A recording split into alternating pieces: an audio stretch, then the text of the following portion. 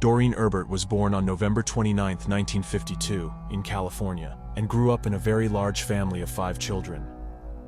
Doreen was a kind, positive person who always sought to help others. Since her school years, she decided to pursue a career that would allow her to help people. So after college, she moved to San Francisco and started working as a physiotherapist. Doreen also dreamed of creating her own big family, and soon the opportunity presented itself. At the age of 24, she met a man named Michael Dennis. He worked at a manufactory near Doreen's clinic, and soon the couple began dating. A few months later, they decided to get married, and in 1976, their son Paul was born. Initially, Michael and Doreen were happy together, but after the birth of their child, their relationship started to deteriorate. Within a year, they decided to divorce. Their son stayed with his mother, and Michael could regularly visit him. Despite all this, they maintained normal relationship. A year later, Doreen met a man named Charles. They began dating, got married, and decided to move to San Jose, settling in a quiet residential area. In 1979, their daughter Diana was born. Charles, like his wife, dreamed of having a big family. He raised her son and was overjoyed at the arrival of their daughter. However, tragedy struck the family in February 1980. 4-year-old Paul climbed over the fence around their pool and fell into the water. Doreen, who was at home at the time, noticed it too late. She pulled her son out of the water and called for an ambulance. They took the child to the hospital, and he was connected to a life support machine. But after 10 days, the doctors concluded that there was no chance of survival. The decision was made to disconnect him from the machine. Doreen was devastated and broken. She couldn't stop blaming herself, even though the police investigation showed it wasn't her fault. Nevertheless, the woman continued to live, and her little daughter helped her cope with this tragedy. 4 years after the tragic events, something good finally happened with the family. Doreen and Charles had been trying to have another child for a long time, but unfortunately, pregnancy had been interrupted twice. Eventually, Doreen became pregnant again, and this time, everything was going well. The couple was expecting the arrival of a boy scheduled to be born in early November.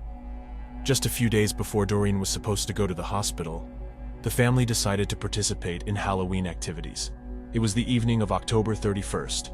All neighbors decorated their homes, handed out candies, and went trick-or-treating with their children in the neighborhood. Diana, who was 4 at the time, really wanted to join in, and her parents couldn't refuse. Despite Doreen being 9 months pregnant, she went trick-or-treating with her daughter, while Charles stayed home, handing out candies to other kids. The mother and daughter returned home shortly before 9 p.m. Charles informed his wife that they were running out of candies, and he planned to drive to the nearest store to refill their supplies, because he didn't want to leave the neighborhood kids without treats. He left the house around 8:50 p.m. and returned approximately 15 minutes later. Approaching the house, he noticed the front door was slightly ajar, which struck him as odd. However, what awaited him inside was a genuine nightmare. Upon entering, he discovered his wife lying in the corridor on the floor, surrounded by a substantial amount of blood. Doreen showed no signs of life, and Charles immediately called 911. Soon he noticed that in the living room lay the body of their unborn child. The man was in a deep state of shock, unable to believe what he was witnessing. At some point, the thought crossed his mind that Doreen might have had a miscarriage, but he quickly realized it was much worse. Next to the child lay a human hand. Charles immediately understood it belonged to Doreen. Realizing that someone had attacked his family, he began searching for his daughter, fearing that something might have happened to her as well. There was so much blood on the floor that the man even slipped and fell while running through the house. Fortunately, the girl was alive. She was hiding behind the sofa in the living room. When the ambulance arrived, paramedics found a weak pulse in Doreen and rushed her to the hospital. Unfortunately, they couldn't save her, and she passed away in the ambulance. Her child also did not survive. Besides being removed from the woman's womb, the unknown assailant inflicted numerous blows on the baby. Medical experts examined Doreen's body and concluded that she had been struck numerous times with a long, sharp object resembling a sword or machete. Meanwhile, the police investigated the house, which resembled a scene from a horrific horror movie. Later, several officers sought psychological help, as even they couldn't cope with what they had witnessed. Blood was everywhere, on the floor, walls, and even the ceiling. Investigators examined the entire house but didn't find the perpetrator or any clues. Outside the house, police saw bloody footprints on the sidewalk.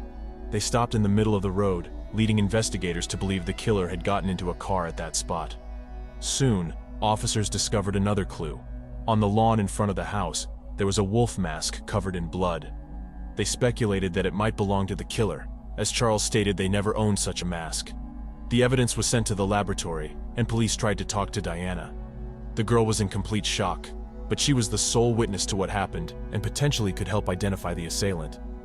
Diana told them that shortly after her father left for the store, someone knocked on their door.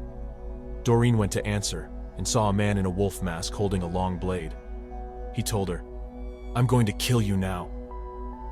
After that, the woman screamed at her daughter to run out of the house, and the girl hid behind the sofa. Diana couldn't recall what happened next to the moment when her father found her. She also couldn't help the police identify the attacker, as he was wearing a wolf mask. Initially, investigators considered the victim's husband as a suspect. They found it suspicious how his trip to the store coincided with the arrival of the killer, as Doreen was attacked just minutes after her husband left home.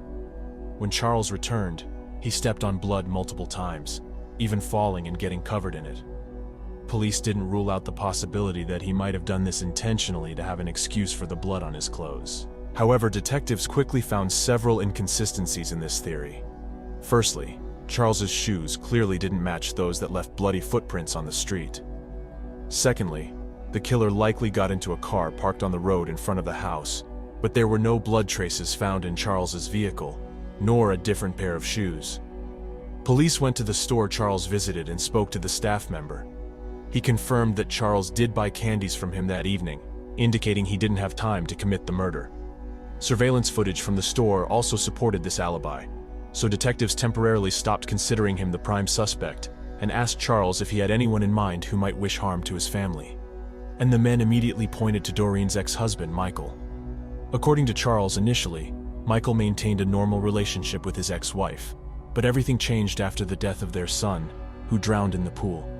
Michael blamed Doreen, believing she deliberately killed the boy to cut all connections with him. He even filed a civil lawsuit against her, seeking to hold her responsible for the child's death, but lost the case. Even during the time when Michael and Doreen were still married, he occasionally behaved quite strangely. After the birth of their son, he often fell into depression, distancing himself from both his wife and child. Doreen believed all of this somehow connected to his childhood traumas. Michael had hearing problems from an early age, requiring him to constantly wear a bulky hearing aid. In those days, it was a rather large device, and because of it, other children constantly teased Michael. All of this led to the man growing up introverted, practically having no friends, and avoiding interaction with women. Despite seemingly leaving these issues behind after meeting Doreen, Michael couldn't shake off his old problems completely. This became one of the main reasons for the couple's decision to divorce. When Doreen married Charles, Michael began harboring resentment and animosity towards her, especially disliking the fact that another man was raising his son. These feelings intensified after Paul's death, and he started genuinely hating his ex-wife. Michael also lost his job, where he had spent most of his adult life. This factor also had some negative affect on him. After hearing all of this, the detectives decided to go to the man's house and talk to him. Charles's account was clearly insufficient to make Michael the prime suspect, but since he lived only 2 miles from Doreen's house, they decided to pay him a visit right away. Officers arrived at his home around midnight and saw the pickup truck parked near the garage. They shined a flashlight inside and saw something resembling blood on the steering wheel and keys. Afterward, they knocked on the door, but nobody answered. The lights were on, and officers could hear water running inside the house, leading them to suspect that the man might be disposing of evidence or cleaning blood-stained clothes. So they continued knocking. Michael eventually opened the door. He remained calm, even after being informed about his ex-wife's murder. The man answered all their questions nonchalantly and allowed the officers inside without a warrant. According to him, he went to the store during the day, returned home, and hadn't left since. Michael even agreed to sign voluntary consent papers to allow a search of his house. As he reached for the pen to sign, investigators noticed a deep cut on his right hand. Michael claimed he accidentally cut himself earlier while carving a pumpkin for Halloween. However, the police doubted his words. The wound was visibly fresh, and blood was still oozing from it. Meanwhile, a few officers started searching his house. Michael went upstairs with one of them since they asked him to show his ID. When they entered his bedroom, Michael reached for the bed headboard, but the officer immediately told him to step aside. His actions seemed suspicious. Why would he keep his documents behind the bed? When the officer approached, he saw a holster hanging on the bed headboard with a loaded gun inside. He took the weapon and led Michael downstairs to the other officers. Meanwhile, his colleagues discovered blood droplets on the floor, leading them to a washing machine in the garage and a pile of clothes with bloodstains. This was sufficient for an arrest, and they took the man into custody. Afterward, detectives, along with forensic experts, scrutinized the house more thoroughly, seeking evidence that might link Michael to the murder. The analysis of the blood would take a few days, and meanwhile the police found some new gruesome discoveries. At first, they uncovered an empty box for a machete with an 18-inch blade. Medical experts confirmed that this model perfectly matched the wounds on Doreen's body. Secondly, Michael had 2 makeshift coffins in his house, leading detectives to suspect they were intended for Doreen and her husband. Additionally, the police found body bags typically used by medical staff. Considering Michael had no association with these items, it raised significant concerns. Putting all these pieces together, the police went to the judge to request a warrant for the suspect's arrest for an extended period. Without it, they could only detain him for a limited time. However, the judge deemed the evidence too circumstantial. As a result, Michael had to be released, and the man walked free. Nevertheless, 3 days later, the detectives got the answer from the lab. Experts found 2 types of blood at the crime scene, belonging to different individuals. Blood type analysis revealed that the majority of it shared the same blood type as Doreen, with a small amount matching Michael's. Apparently, the man injured himself during the attack on his ex-wife. This time, the judge promptly issued an arrest warrant, and Michael was officially charged with the murder of his ex-wife and her unborn child. Soon, detectives found another piece of evidence linking him to the crime. Speaking with Michael's acquaintances, they learned he owned the exact same wolf mask found near Doreen's house. On the previous Halloween, he wore it to a party, and police even discovered a photo of Michael wearing the mask. To eliminate any doubts, they found in his home the exact clothing he wore in that photo. But the story of the mask didn't end there.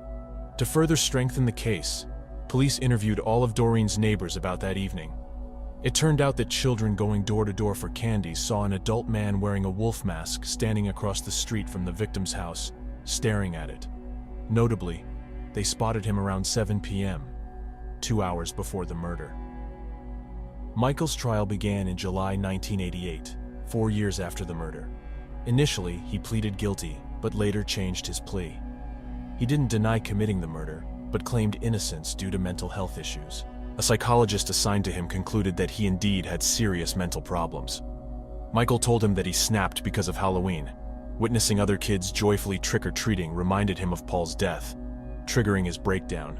According to Michael, he went to Doreen's house with a machete on that evening. When she opened the door, he said, "You killed my son," and added that he intended to murder her. She immediately recognized the man behind the mask, screamed for her daughter to run, and in the next second, Michael attacked her. He insisted that he was unaware of Doreen's pregnancy, a claim that seemed hard to believe. Standing at just 4'11" feet tall, all her friends insisted it was impossible not to notice her pregnancy.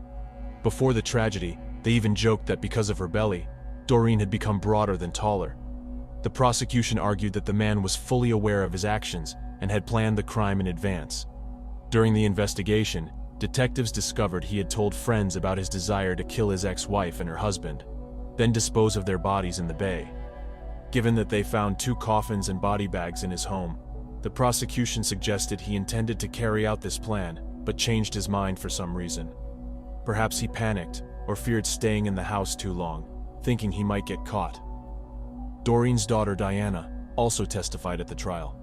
At that time, she was 9 years old and still vividly remembered what happened. Charles didn't want his daughter to go through such a traumatic experience, but she was the only witness. The trial spanned a year, and in the end, the man was found guilty of murdering Doreen and her child. Michael was sentenced to death, but while he awaited execution, California imposed a moratorium on the death penalty. As a result, Michael remains behind bars to this day, and his sentence is unlikely to be carried out anytime soon. Many years later, Diana revealed that this murder haunted her throughout her life, never allowing her to forget that horror for a moment. Eventually, she decided to forgive Michael and try to leave it all in the past, fearing she might lose her sanity otherwise.